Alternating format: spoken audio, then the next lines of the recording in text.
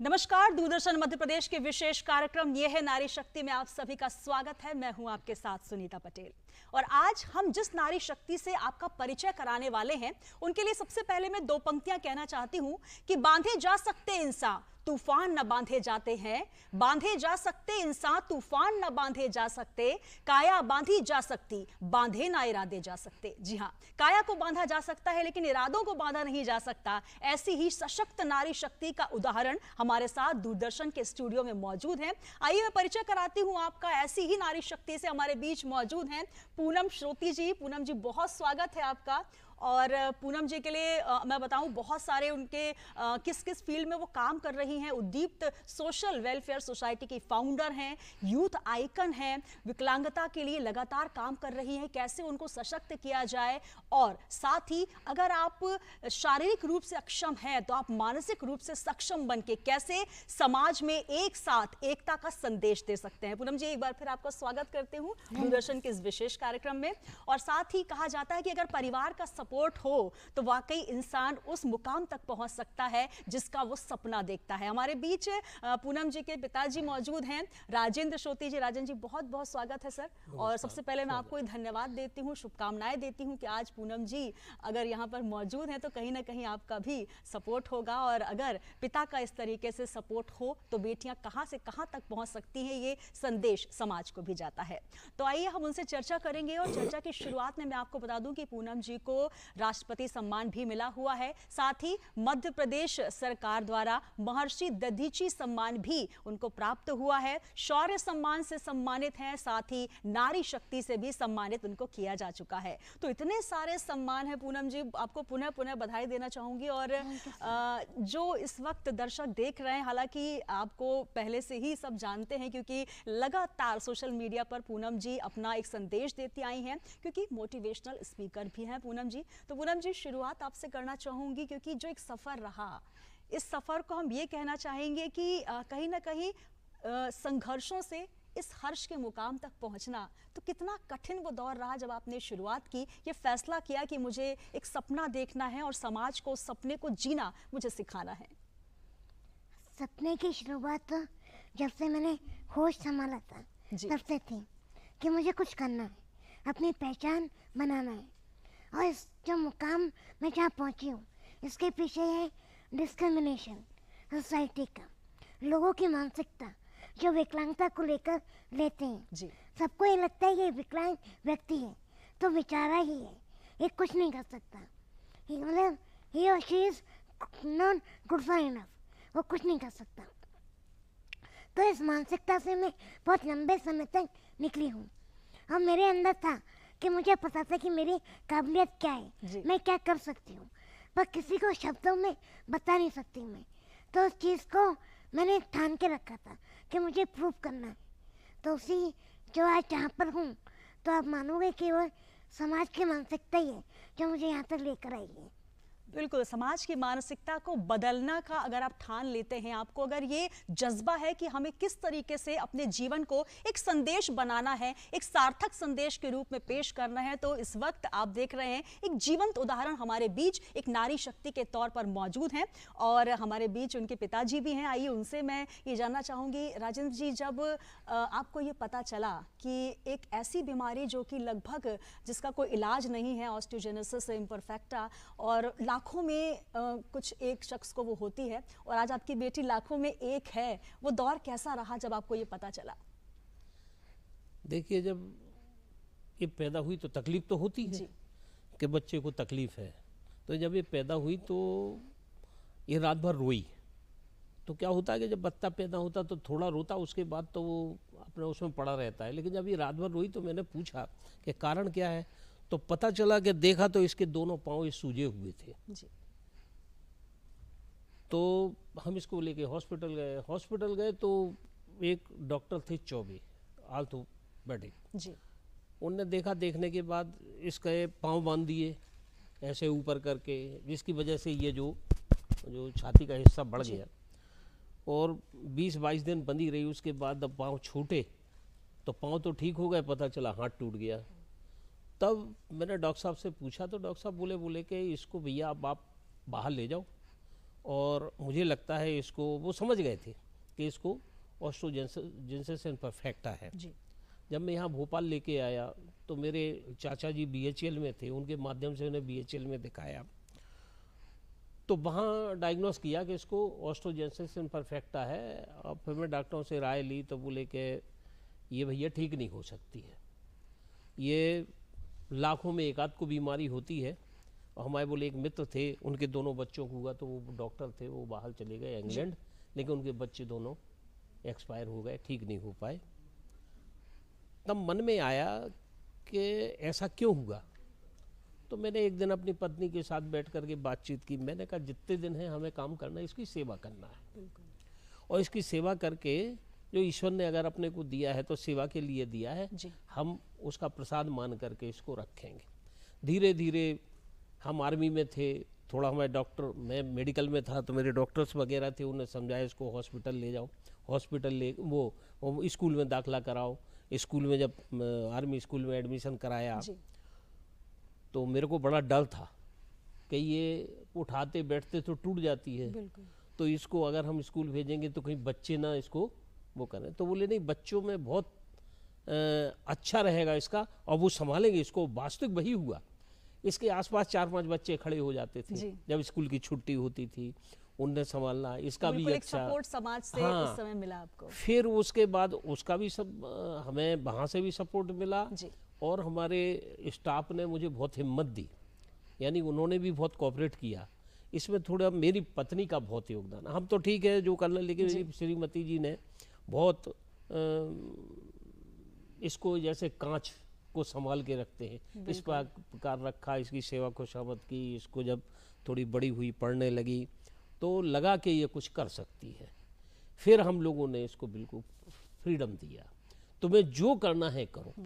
हमने कहा जितने दिन भी है, लेकिन तुम कुछ करो, जो तुम्हें करना है करो। धीरे धीरे MBA कर लिया।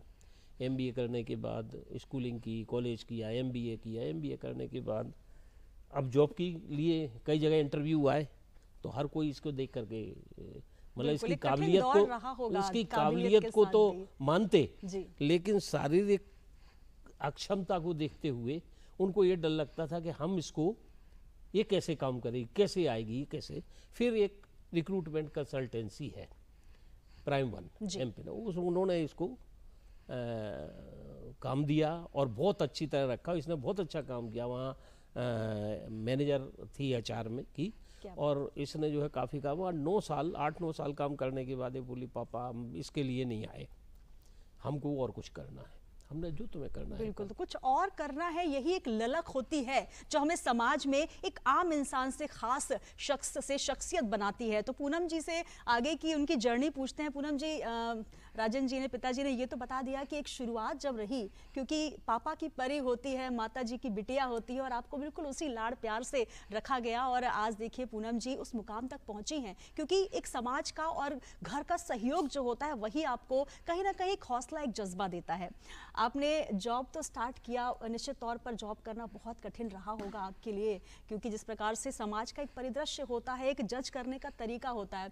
और मैं एक चीज़ और बता दूं, पूनम जी का मैंने जब पहले इनसे बात हुई तो हम डिसेबल शब्द बोलते हैं, लेकिन इनका नजरिया अलग है, ये डिफरेंटली एबल बोलती हैं। मतलब आप में एक अलग क्षमता है, आप डिफरेंट तरीके से कोई योग्यता हासिल करते हैं, और यही वो योग्यता है जो आपको अलग पहचान दिलाती है। पूनम जी, वो सपना क्या था जिसको लेकर मैं उस तरफ आऊंगी, उद्दीप्त सोशल वेलफेयर सोसाइटी, किस ख्वाब को लेकर आपने इस सोसाइटी का यहाँ पर एक फाउंडर के तौर पर सामने आए?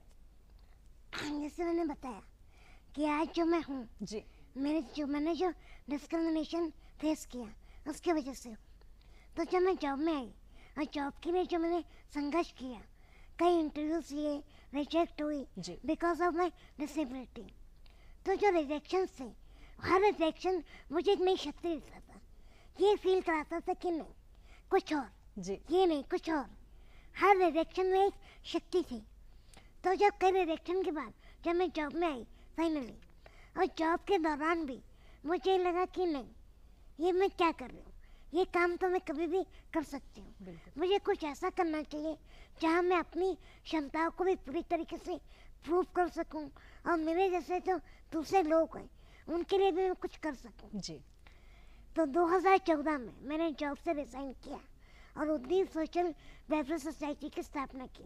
इसको स्थापना करने का जो मेरा मेन मोटिव था वो था विकलांगों के लिए एक ऐसा समाज की स्थापना करना जहाँ पे सब उन्हें समानता के अधिकार से देखें। तो बेसिकली मैं समान अधिकारों के लिए काम कर रही हूँ। पूनम जी, जिस तरीके से आपने एक विजन लेकर आप आगे बढ़े कि जब आपने स्कूलिंग में देखा या फिर आप जब जॉब में गए तो एक नॉर्मल इंसान और एक फिजिकली चैलेंज व्यक्ति को बहुत सारे चैलेंजेस फेस करने होते हैं, बहुत सारा संघर्ष का दौर होता है और आपको उस सबको पार करते हुए अपने जो मानसिक शक्ति है या अपना एक विल पावर है उसको लेकर आगे बढ़ना होता है। आपने वेलफेयर सोसाइटी का आपने गठन किया, फाउंडर हैं, पिताजी अध्यक्ष हैं। उस दौर से लेकर अब तक आप कितना उस अपने सपने को जी पाई हैं, या जो फिजिकली चैलेंज व्यक्ति जो लोग वहां पहुंचते हैं वो किस तरीके से अभी भी फेस कर रहे हैं, या आपको लगता है कि इस दौर में कुछ परिवर्तन आया है उस समय से लेकर अभी तक? नहीं, आप जिस परिवर्तन की बात कर रहे हो वो परिवर्तन लाने में अभी हमें कई दशक लगेंगे जी, क्योंकि हम परिवर्तन लाने की बात करें लोगों की मानसिकता में, समाज की विचारधारा में। अगर समाज की विचारधारा में आपको परिवर्तन लाना है या लोगों की मानसिकता में, तो ये रातों रात का चेंज नहीं है। इट टेक्स डिकेड्स, इसमें कई दशक लगेंगे, पर शुरुआत हो चुकी है। जो समान लोग हैं अगर वो अपनी सोच में परिवर्तन लाएं, अगर एक समान व्यक्ति विकलांग व्यक्ति को समान तरीके से ही ट्रीट करेगा तो विकलांगता वहीं खत्म है। उसको समान एजुकेशन, समान एम्प्लॉयमेंट, समान अधिकार सब मिलेंगे। अगर जहाँ आपने उसे विकलांगता का एहसास करा दिया तो विकलांगी रह जाएगा।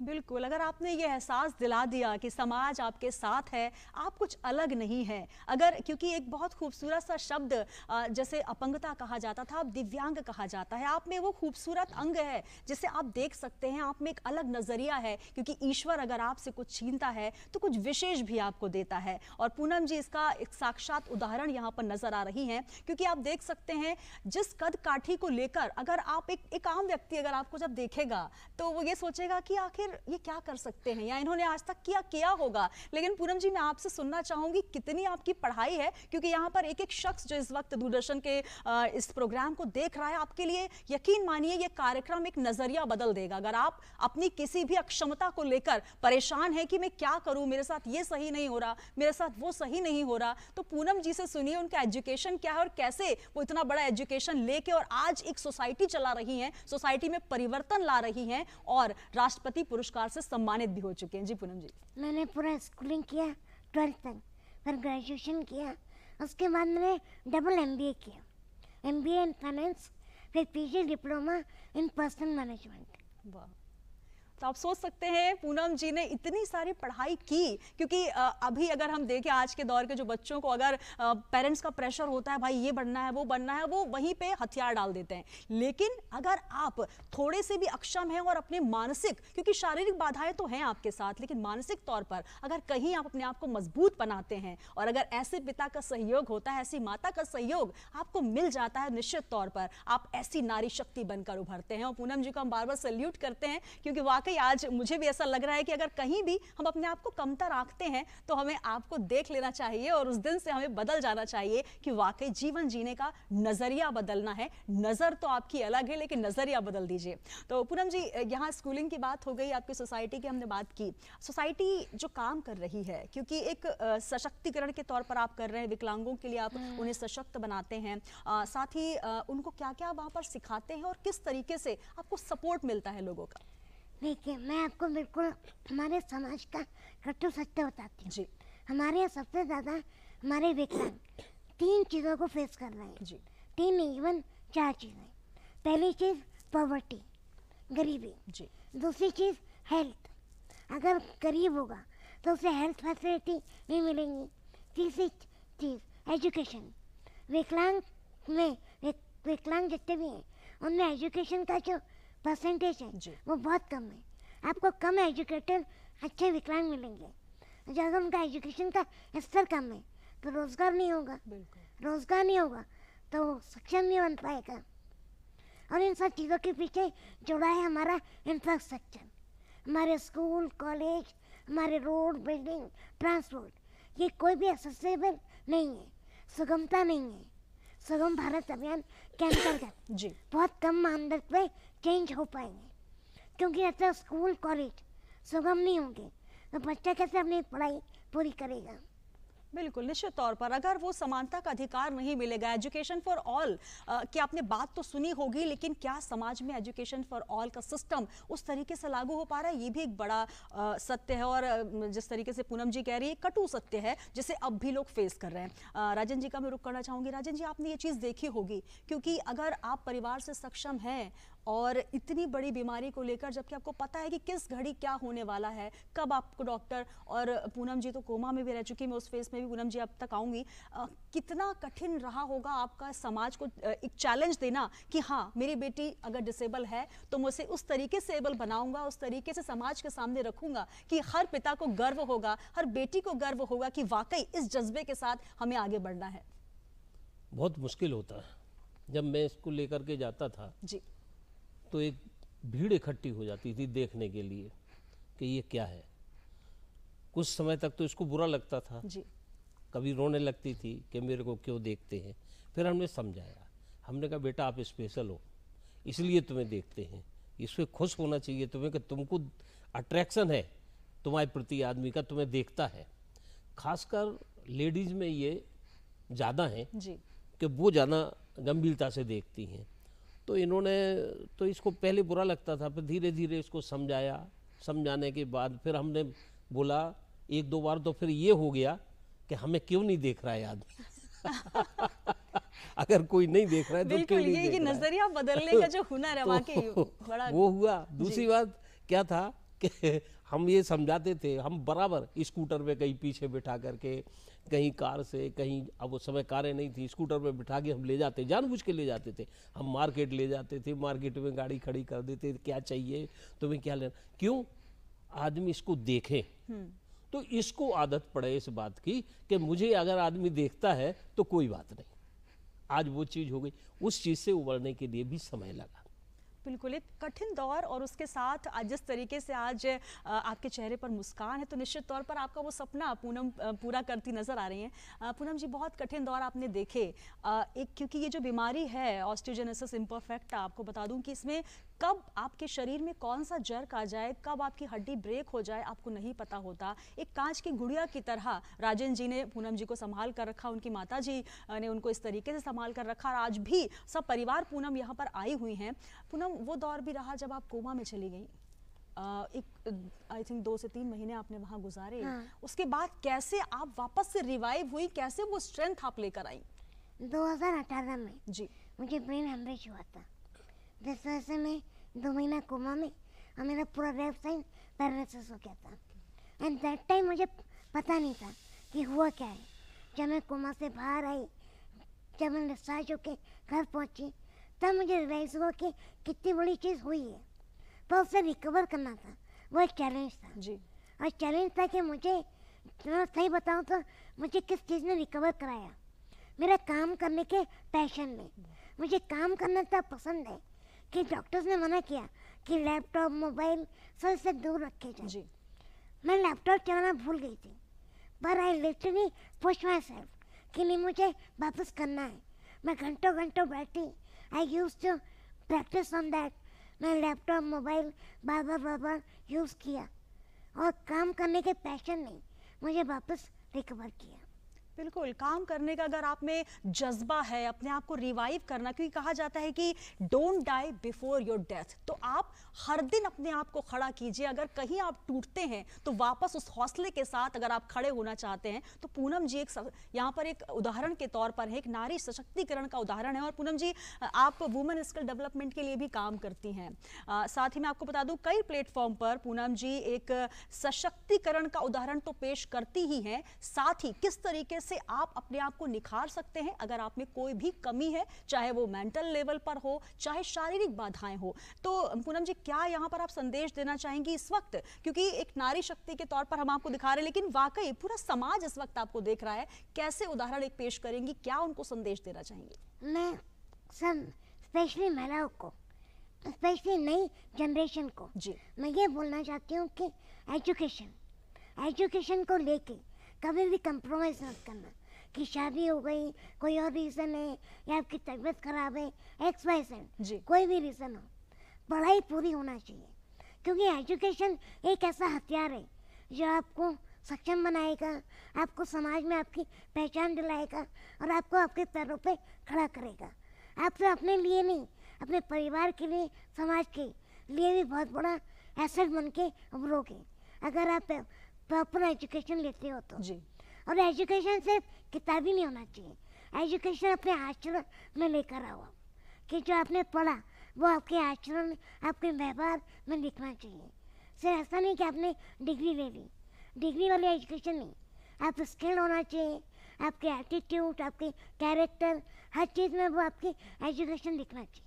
बिल्कुल, तो नैतिक मूल्यों के साथ अगर आप जीवन जीते हैं, आप एक सेंसिबल पर्सन हैं और आपकी पढ़ाई में, आपके व्यक्तित्व में वो नज़र आता है, आपकी बातचीत, और दूसरा किस पर्सन से आप व्यवहार कैसा करते हैं। क्योंकि ये कहा जाता है कि बड़ा वो नहीं है जो बड़प्पन के साथ खड़ा हो, बड़ा वो है जब आप उसके साथ बैठें तो अगले को छोटा फील ना हो, उसे लगे ना कि मैं छोटा व्यक्ति हूँ, तब आपका बड़प्पन जाहिर होता है। और पूनम जी लगातार महिलाओं को भी ये प्रेरणा देती हैं और साथ ही बहुत सारे ऐसे जो फिजिकली चैलेंज्ड लोग हैं जो कि अपने आप को कहीं ना कहीं डिफीटेड, हारा हुआ महसूस करते हैं कि अब आगे क्या होगा अगर ये बीमारी मुझे हो गई है। क्योंकि कई बार ऐसा होता है आप बाय बर्थ फिजिकली चैलेंज होते हैं, कई बार एक्सीडेंटल कंडीशंस ऐसी हो जाती हैं, तब आपको ये फेस करना होता है।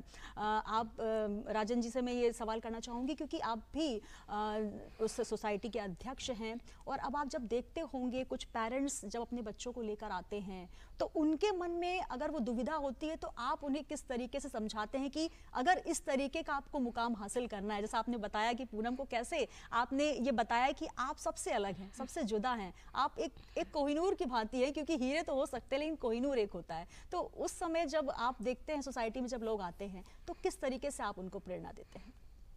हम उनको यही बोलते हैं, एक तो एग्जाम्पल अपनी बेटी का देते हैं कि आप ये देखो जब ये कर सकती तो आप क्यों नहीं कर सकते हो।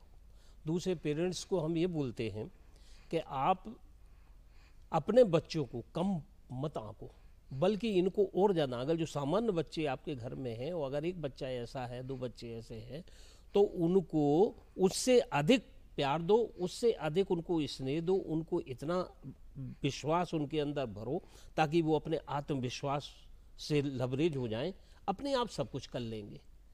क्योंकि अगर हम उनकी उपेक्षा करेंगे तो वो दिनों दिन जो है हतोत्साहित होते जाएंगे और वो कुछ नहीं कर पाएंगे। तो सबसे पहले तो हम सबको यही संदेश देते हैं और देना चाहेंगे कि अगर जिनके बच्चे ऐसे हैं, ईश्वर ने आपके घर में दिया है, आपको जिम्मेवारी दी है कि आपके घर में अगर वो पैदा हुआ है तो आपको एक जिम्मेवारी दी है, आप उसको जिम्मेवारी के साथ निभाइए। कई लोग बोलते अरे यार वो पूर्व जन्म के संस्कार है, पूर्व जन्म में कुछ किया होगा इसलिए ऐसा हुआ। अरे वो किसने देखा? आज हमने देखा है, आज हमारे सामने है, हमें आज को सुधारना है। तो हो सकता है अगले जन्म ठीक हो। अगर आप पूर्व जन्म को मानते हो, जन्मों को मानते हो, तो आज को ठीक करो। जब आज उसके साथ आप ठीक रहोगे, उसका ध्यान रखोगे, तो हो सकता है आपका अगला जीवन अच्छा हो। बिल्कुल, तो इसलिए इसी सत्यता को स्वीकार करना। जी हाँ, आज के लिए आप अपने बच्चों को, चाहे वो कैसा भी हो, खासकर जो डिसेबल पर्सन हैं जो होते हैं, तो उनके साथ में उनका पेरेंट्स का व्यवहार ऐसा होना चाहिए कि उनका ज़्यादा ध्यान रखना चाहिए और उनको सक्षम बनाना उनकी जिम्मेवारी है, क्योंकि वो उनके यहाँ पैदा हुआ है। बिल्कुल, और ये जिम्मेदारी राजेंद्र श्रोती जी बखूबी निभा रहे हैं। पूनम जी की माता जी हैं जो हमेशा उनके साथ होती हैं, उनकी स्ट्रेंथ होती हैं और हमेशा वो ये एहसास कराती हैं कि आप सबसे अलग हैं, सबसे जुदा हैं। पूनम जी, क्योंकि बहुत सारी बातें हैं जो आपसे करनी है, लेकिन समय की थोड़ी सीमा है। एक मोटिवेशनल स्पीकर के तौर पर भी आप नारियों को उदाहरण देती हैं कि कैसे वो जिए, और एक डिसेबल व्यक्ति, क्योंकि वो आप जिस तरीके से नजरिया पेश करती हैं कि आप डिफरेंटली एबल हैं, आप में कुछ खास है, वो खास क्या आप कहना चाहेंगे हमारे तमाम दर्शकों को? मैं सभी को ये चीज़ बोलना चाहूँगी, और इवन मैं जहाँ पे भी स्पीच देने जाती हूँ वहाँ पे ये बोलती हूँ कि आप मुझे देखो, पूरी तरीके से मैं डिपेंडेंट हूँ, दूसरों पे निर्भर हूँ, पूरी तरीके से व्हीलचेयर पे हूँ, अपने हर एक छोटे काम के लिए दूसरे पे निर्भर हूँ। जब इतना सब दिक्कतों के बाद आज जब मैंने अपने सपनों के साथ कंप्रोमाइज़ नहीं किया, मैं जो करना चाहती थी वो कर रही हूँ। तो आप लोग तो दोनों हाथ, दोनों पैर, सारे सेंसेस के साथ पूरे सक्षम है, तो आपसे धनी तो कोई नहीं है। आप दुनिया के सबसे धनी आदमी हैं, तो आप तो बहुत कुछ कर सकते हो। इसलिए कभी भी लगे कि जिंदगी में हार रहे हो तो उससे मेरे बारे में सोचो। बिल्कुल, और जब जब हमारे मन में कहीं ना कहीं हम कमजोर साबित होंगे तो हम जरूर पूनम जी को देखेंगे और उद्दीप्त, जैसा कि नाम है, एक उत्प्रेरक की तरह, एक दीप की तरह प्रज्वलित होकर समाज से जो अंधकार है उसको दूर कर रही है पूनम जी। और एक बार मैं आप दोनों को पुनः पुनः धन्यवाद देना चाहती हूँ। पूनम जी बहुत धन्यवाद आपका आने के लिए, और साथ ही राजन जी आपका, क्योंकि वाकई एक प्रेरणा स्रोत हैं आप। और ये है नारी शक्ति में, क्योंकि अगर कहा जाता है समाज में एक कहावत कही जाती कि हर एक संबल पुरुष के पीछे एक जो आगे बढ़ रहा है कोई पुरुष, उसके पीछे महिला होती है। लेकिन यहाँ पर अगर कोई बेटी आगे बढ़ रही है तो माता पिता समाज का अगर सहयोग होता है तो वाकई पूनम जैसे एक सशक्त महिला खड़ी होती है। और ये है नारी शक्ति में। मैं पूनम जी को 4 पंक्तियां जरूर समर्पित करना चाहती हूँ, क्योंकि जो इनकी जर्नी रही है, दर्दो गम में भी जीना जानती हूँ, अश्क आंखों के पीना जानती हूँ, रुख हवाओं का भी हो घर उल्टा, अपनी कश्ती को खेना जानती हूँ। बहुत शुक्रिया, धन्यवाद। और ये है नारी शक्ति के इस एपिसोड में मुझे लगता है कि आपके लिए ये बहुत ही उत्प्रेरक रहा होगा, सार्थक चर्चा रही होगी। हम फिर हाजिर होंगे एक और ऐसी शख्सियत के साथ। तब तक बने रहिए दूरदर्शन मध्य प्रदेश के साथ। नमस्कार।